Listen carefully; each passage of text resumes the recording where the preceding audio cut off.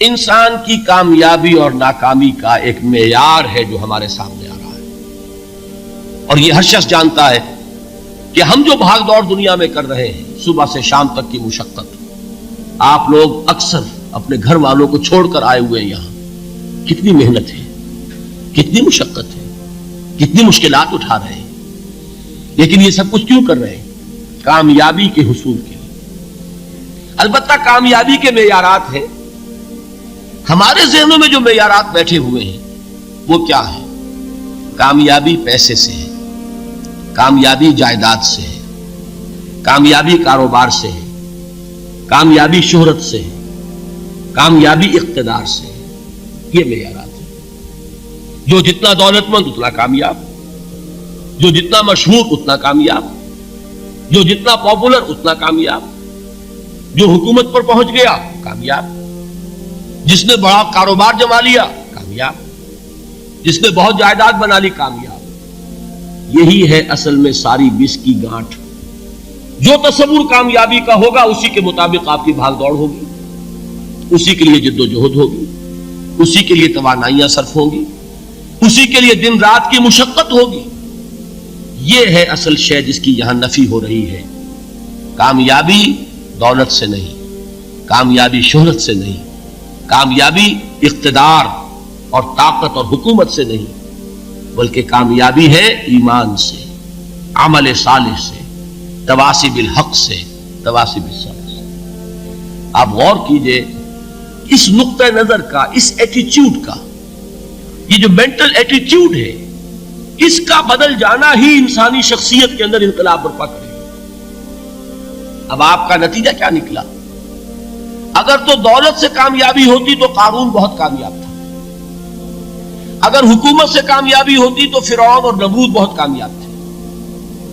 کامیابی ان سے نہیں ہے۔ کامیابی انسان دولت میں قارون کی دولت تک پہنچ جائے اور دنیا میں دبدبہ اور اقتدار اور سلطنت اور حکومت کے اعتبار سے وہ نمرود اور فرعون کا مقام حاصل کر لے، وہ ناکام ہے، خائب ہے، خاسر ہے، برباد ہے۔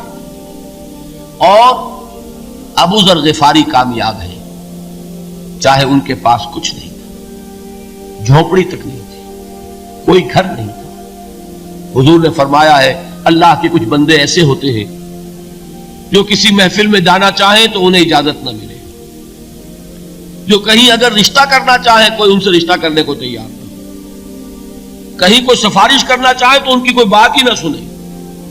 لیکن اللہ کے ہاں ان کا وہ مقام ہے کہ اگر بھولے سے بھی کسی بات پر قسم کھا بیٹھتے ہیں تو اللہ ان کی قسم کی لاج رکھتا ہے۔ یہ ہے فرق، یہ جان لیجیے اچھی طرح۔ اس بات کا مان لینا آسان، اس پر سبحان اللہ کہنا آسان، لیکن اس کے مطابق آپ کے اپنے ذہن کا بدل جانا بہت مشکل، اس لیے کہ ہم متاثر ہوتے ہیں اپنے ماحول سے۔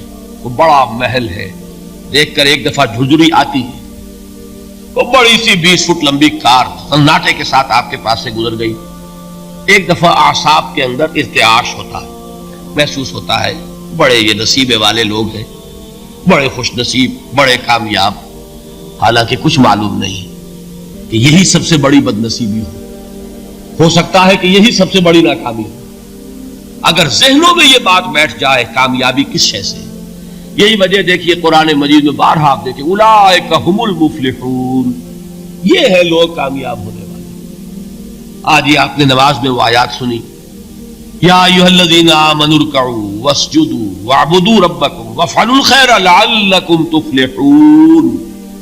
اے ایمان والو، رکوع کرو، سجدہ کرو، اپنے رب کی پرستش اور بندگی کرو اور اچھے کام کرو تاکہ تم کامیاب ہو جاؤ۔ تو کامیابی کن چیزوں سے ہے؟ یہ ہے سب سے بڑا سبق۔ یہ ہمارے دل میں اگر بات بیٹھ جائے، ٹھک جائے، تو زندگی بدل جائے گی، صبح و شام بدل جائیں گے، نقشے بدل جائیں گے، بھاگ دوڑ کا رنگ بدل جائے گا، ویلیو سٹرکچر بدل جائے گا۔ آج وہ ایک چیز نہایت اہم نظر آ رہی ہے، کل نہایت غیر اہم نظر آئے گی۔ جیسے کہ حضور کی حدیث ہے مالی ولی دنیا، مجھے تمہاری اس دنیا سے کیا سروکار ہے، انما مثلی کراکب استظل تحت شجرۃ ثم راح فترکھا، میری مثال تو اس سوار کی سی ہے جو تھوڑی دیر کے لیے ایک درخت کے سائے میں ٹھہرتا ہے سستانے کے لیے، پھر وہ اپنا راستہ لیتا ہے، اسے اس درخت سے مستقل تعلق اس کا نہیں ہے، وہ اس کا گھر نہیں، وہ اس کی منزل نہیں۔ اسی طرح یہ دنیا میرا گھر نہیں ہے۔ اب دیکھیے، ہم کہتے ہیں انا للہ و انا الیہ راجعون، ہم تو مسافر ہیں، ہم اللہ کے پاس سے آئے، اللہ کی طرف ہمیں لوٹ جانا ہے۔ کن فی الدنیا کانک غریب و عابر سبیل، حضور فرماتے ہیں دنیا میں ایسے رہو جیسے کہ تم اجنبی ہو یا راہ چلتے مسافر۔ لیکن یہ طرز عمل کب ہوگا؟ جبکہ یہ آیت ہمارے ذہنوں کے اندر بیٹھ گئی ہو، والعصر ان الانسان لفی خسر الا الذین آمنوا وعملوا الصالحات وتواصوا بالحق وتواصوا بالصبر۔ یہ ہے اصل بات جو میں نے عرض کیا تھا کہ میں بتاؤں گا صحابہ کیوں ایک دوسرے کو یاد دلاتے تھے۔ اس لیے کہ دیکھیے، جیسے برف باری اگر ہو رہی ہو، آپ باہر نکلیں گے تو برف آپ کے کپڑوں پر جم جاتی ہے نا، تو آپ جھٹکتے ہیں کپڑوں کو تاکہ برف ہٹ جائے۔ ہمارے ایمان پر اس دنیا میں رہتے ہوئے جب ہم متاثر ہوتے ہیں ماحول سے تو گردہ آ جاتا ہے، برف پڑ جاتی ہے، اس کو جھٹکتے رہنے کی ضرورت ہے۔ اور وہ جھٹکنے کی بہترین اور مؤثر ترین شکل یہی ہے کہ یاد رکھو کامیابی ان چیزوں سے نہیں ہے۔ چمک دمک جو ہے دنیا کی، یہ ساری چمک دمک جو تمہیں رجھا رہی ہے، جو تمہیں اپنے اندر گم کیے ہوئے ہیں، یہ لفظ گم پر اقبال کا وہ شعر یاد آ گیا کہ کافر کی یہ پہچان کہ آفاق میں گم ہے، اور مومن کی یہ پہچان کہ گم اس میں ہے آفاق۔ تم گم نہ ہو کر رہ جاؤ، اس میں مبہوت نہ ہو کر رہ جاؤ، مرعوب نہ ہو کر رہ جاؤ، دنیا ہی کی محبت تمہارے اوپر ڈیرے نہ ڈال دے، تمہارے دلوں کے اوپر مسلط نہ ہو جائے۔